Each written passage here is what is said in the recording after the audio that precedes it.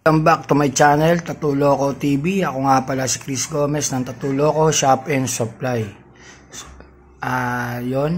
So, ang gagawin pala natin for today ay tuturo natin paano mag-backlash ng geek bar, no? Mag-backlash or magbukas para lagyan to ng bagong juice, no? Kung ubos na. So, ito yung uso ngayon, no? Yan.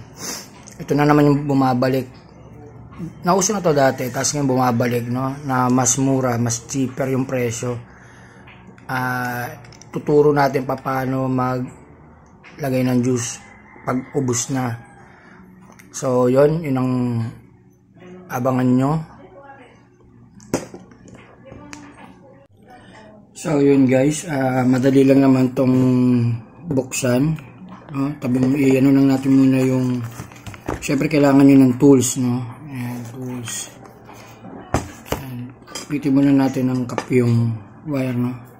So, gamit ko kasing microphone, yung microphone ng headphone, ng earphone. So, buksan natin. Ito yung pinakamadali na nabuksan ko na vape na disposable, no? So, ito ang gagawin nyo lang, hanapin nyo lang itong pinakagilid yan. Yan. So, tapat natin ng ilaw. Yan. Ito lang ang titingnan nyo dyan maigi. Yan. Tapos, kukuha kayo ng Phillips screw. Yan. Kung meron kang ganito, maliit na Phillips screw, madali lang. Ilalagay nyo lang siya sa siwang ng disposable na to. Yan. Pinakasiwang. Tutukod nyo lang. Tapos, pag naramdaman yung pumasok na, pipihitin nyo lang siya ng ganyan. Ayan. Makikita nyo yan. Nakaangat na siya. Pag nakaangat na yan, makikita nyo dito ibang part nakaangat. Dito naman kayo sa part na alanganin yung nakaangat. Tapos alanganin yung hindi. Tukod nyo lang din ulit. Tapos pihit lang ganyan. Yan.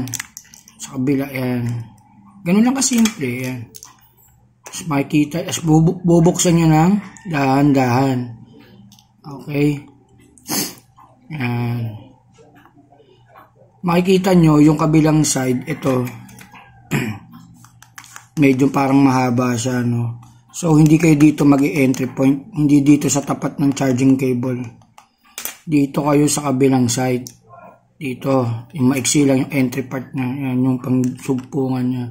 Kasi nandito sa kabila yung connection ng wire ng digital niya tsaka ng charging pin niya. Nandito. Kaya yun na medyo iingatan nyo kasi itong disposable na to, madali nga siyang repilan. Ang mahirap naman dito, masyado siyang sensitibo kapag nagalaw yung mga parts niya sa loob, no? So yung gagawin natin, dadaan-daanin lang natin. Pag naangat nyo na, bukas na yan. Yan. Tapos, pihitin nyo pala. Nandito pala sa yung nakapihit yung, kasi nung nakaraan, nagbukas ako nandito sa part na to. Ngayon, nandito pala sa kabila yung wire niya. So, yun, dito ka sa pinakasugpungan na mahaba. Ito, yan. Pag open nyo yan, makikita nyo, pipitin nyo dahan-dahan, huwag nyo hahatakin kasi mababanat yung wire niya. Yung wire niya na to, mababanat yun. Yung nagko-connect ng digital tsaka nung yung pop counter niya. So yun, pag nakabukas na, huwag nyo nang buksan ng sobrang-sobra, no? Yan lang, konti lang, ganyan. Tapos makikita nyo itong plastic. Itong plastic na to. Kukuha kayo ngayon ng mas mahabang panundot. Yan. Kung may tweezer kayo, mas maganda. Yan. Tapos gagawin nyo, yan. Dahan-dahan nyo siyang iangat. Ay, tanggal. Yan. Dahan-dahan nyo siyang angat dito sa gilid. Angat yan. Yan. Angat ko lang dahan-dahan. Makikita nyo, bubukas yan.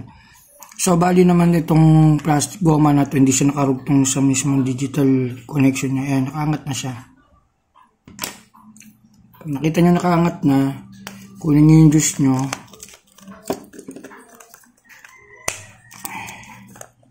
Yan. Kunin nyo yung juice nyo, tapos pasok ng dahan-dahan dun sa nakaangat na goma. Yan. May siwang na siya. Makikita nyo dyan yung cotton. Yan. Tapos dun nyo na lang ipatak.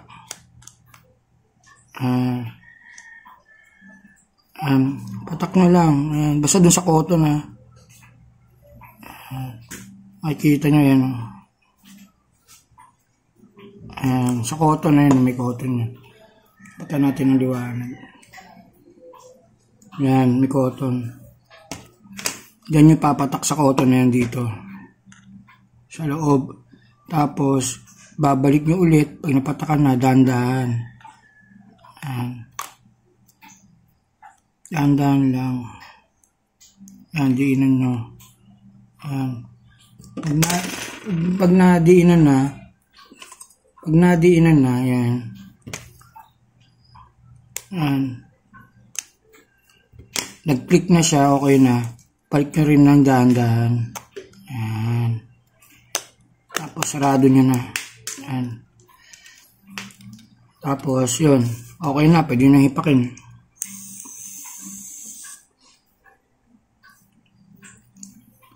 Hindi na babalik yung dati niyang juice indicator, pero yung charging niya, nandoon pa rin.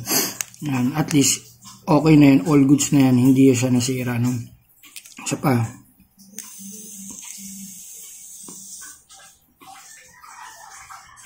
Yun. Hindi na yan babalik. Pero pwede nyo pang siyang i-charge ng i-charge. No, yun. Ganun lang kasimple, no? Angat, bukas, tapos yun. So, yun. Yun lang kasimple.